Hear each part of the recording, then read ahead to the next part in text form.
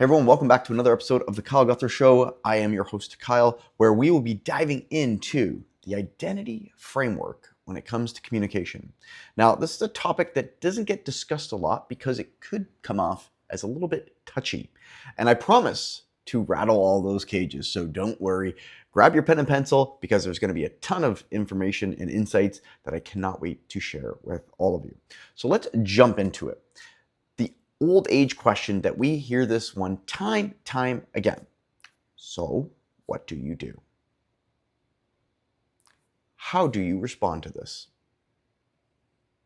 Because this could make or break whether someone wants to connect and converse with you or whether they want to run off to the bar or the next event just so they don't have to converse with you anymore. Now, obviously the latter is a little harsh, but there is a lot of truth to that because so many people come out of the gate with one-word answers. I'm a lawyer, an engineer, a doctor, a real estate agent, a mortgage broker, a dentist, a doctor, the list goes on and on. But why are these things so unimportant when it comes to identifying who you are as a person? Because your job is not your identity. Sit with that for a moment. When you were born, did you say I was an engineer? No. When you were born, did you say you were a doctor? No. So that isn't actually your identity. It could be your identity for the past few years, past few months, past few decades. However, are you going to let that one particular occupation identify who you are as a person? Now, if that's what you want to grasp onto, all the power to you. And you probably won't enjoy the rest of this episode. But if you want to maybe get creative and find new ways to identify yourself, well, let's get started. So let's use the analogy or the example of an engineer.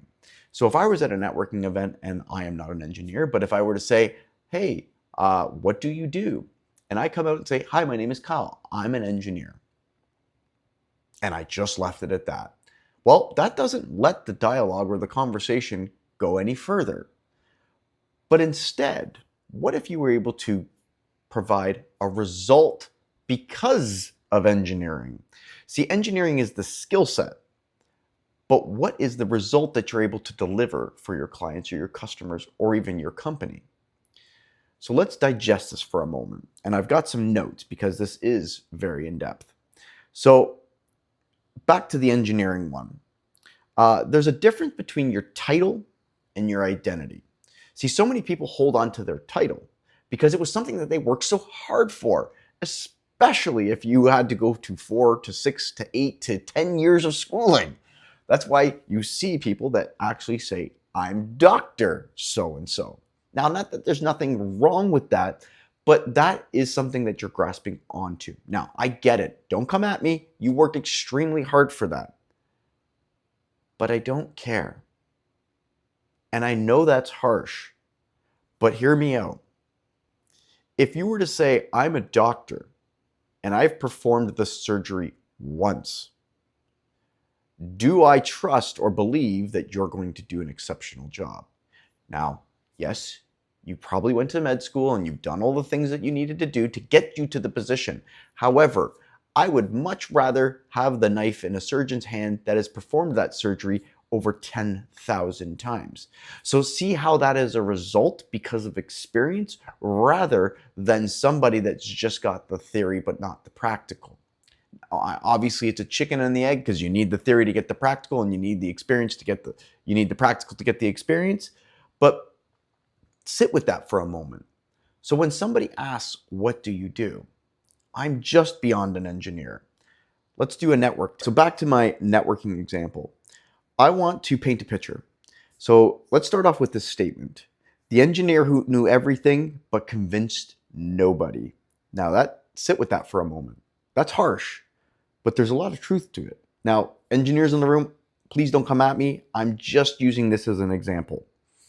So I meet somebody and they say, I have a degree in mechanical engineering. I'm proficient in AutoCAD, SolidWorks, MATLAB, and I completed my thesis on thermodynamics and aerospace applications. As a person at an event, how do I respond to that? Not because it's unimpressive, but because nobody in the room knows what the hell you're talking about. But rather imagine I said it this way. I'm an engineer who solves expensive problems before they become expensive or a problem. Most engineering failures happen in the design phase, not in the execution. And I'm the engineer that catches those problems before they become costly. Same person, different statement. Now, I get it. You need to rhyme off all your accolades, and that's what a resume is for. But when you're out trying to sell yourself, it's going to be focusing on the result you can deliver or how you can make things better, more efficient, more cost effective, whatever the opportunity may be. But so many people fixate and focus on the accolade of what they completed rather on the result that they're able to deliver. See the big difference? One's focusing on a skill set. The other one is focusing on the result. And I'm going to keep saying that word because it's so critically important. When you come to sell yourself, whether you're in a room getting interviewed for the next job or you're trying to convince a room full of people to invest in your company, if you start rhyming off all the features and benefits of what you've done in school, well, you're going to lose your audience because it doesn't connect to how you've actually delivered somebody a result.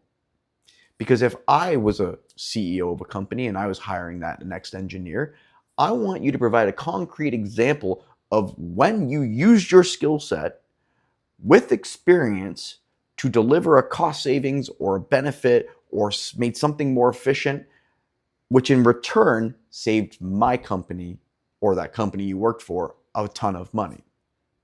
Because that's how you get hired. You get hired on your results, not necessarily on the skills. Because I'll give another anecdote. You could be the best athlete on the best sporting team. If you do not produce a result, they will get rid of you. Trust me. Because if you are the top goal scorer for whatever sport you're in and you're not scoring, you are going to get relegated down. You are going to get pushed to the fourth line, and if you were playing hockey, or you actually might even just get cut, even though you have all the skills in the world. So this is why it's so important that you don't just lean your identity to your skills, but rather the result and experience that you've garnered over the years. Now, for my younger audience members in the room who might say, I don't have any experience yet, what can I lean on? Here's an example. There is this beautiful thing called AI, and you could tell it, Mr. or Mrs. AI, I have these skill sets. I went to this school. I was the top of my class. Provide me an example of using this skill set that I could save the company that I'm about to work for millions of dollars or whatever that dollar amount may be. So when they ask you in an interview, give me an example of something that you did. If you don't have one, you could possibly produce a problem or identify the problem with the company that you are interviewing for, and then show how your skill set was able to get them a result. Now, I hope I was able to articulate that in a way that wasn't confusing, but sit with that a moment. And it actually might involve you rewinding this and listening to it again, because I'm going to keep hammering the point that your results will speak way louder than your accolades, especially as you get older. The reason why an unclear identity is costing you so much is because if it's confusing, people won't understand it. And if they can't understand it, they can't buy it or they can't hire you. So this is why it's so important, because I'm just going to speak to the technical people in the room for a second. And business owners, you will get this because you hire a lot of these individuals. But I call it the curse of knowledge sometimes, because sometimes so many people have so much information, so much knowledge, especially with AI and technology in the grips of our hands, that we tend to forget sometimes you need to just simplify the process. So what do I mean by that? Well, coding used to be an extremely hard thing to do. It involved a lot of software engineering, probably some high-tech computers along the way, and obviously a very in-depth skill set that 95% of the population does not have. However, with the rise of AI, we can speak into our phone and it will code for us. Now, why do I say all this? Because some technical, very experienced, knowledgeable individuals will have a hard time grasping with that reality that it no longer involves ones and zeros, but rather just using your voice to speak in English for it to code for you. See, as time evolves and things change, skill sets get eliminated or processes get pushed aside. And as we see this rise of AI, it is going to absolutely exasperate the situation even further.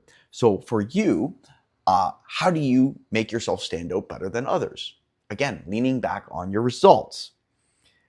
Maybe this just might involve becoming a more prolific public speaker, communicator, conversationalist, because so many people got in their own way or leaned on their skill set and forgot to learn other skills that were used in tandem or beneficial together.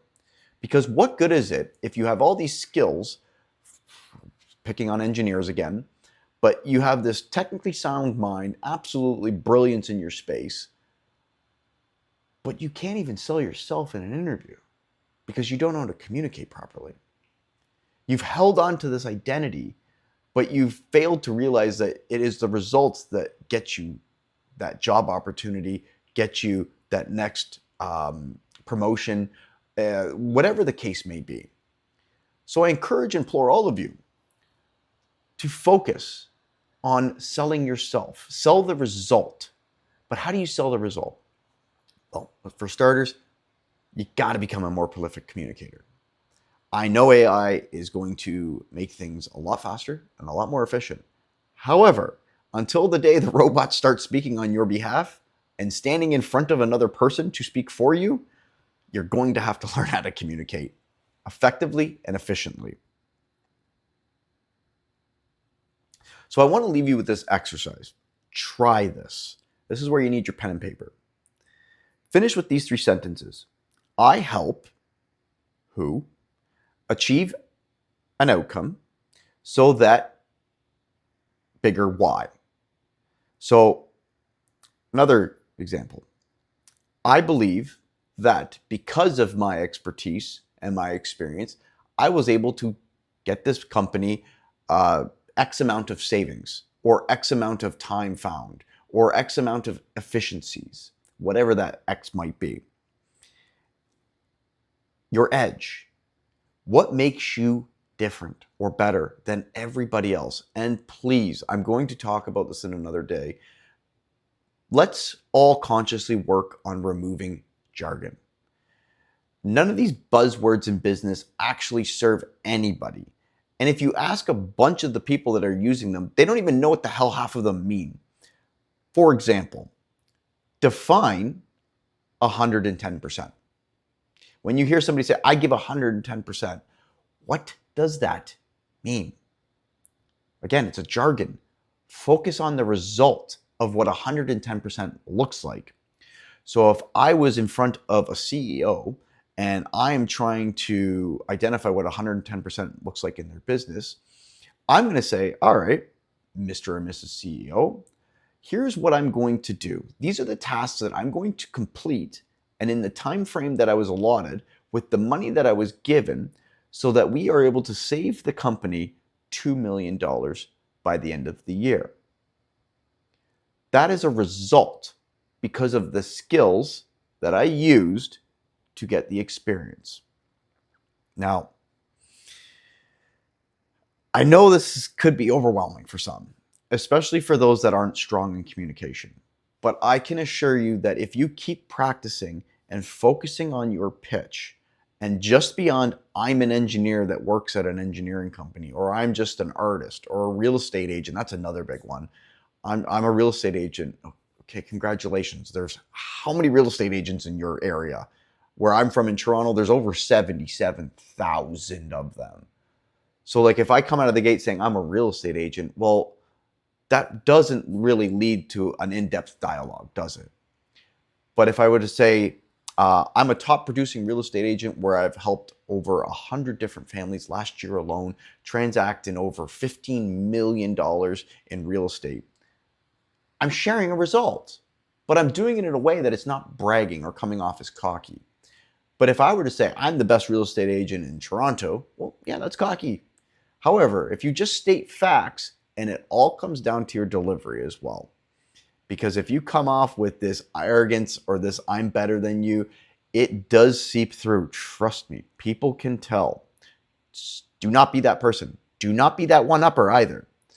So try these things. Write these things down. Work on your pitch, but work on your identity just beyond what you do as a profession. Give that a try. Because sometimes people hire people that they like.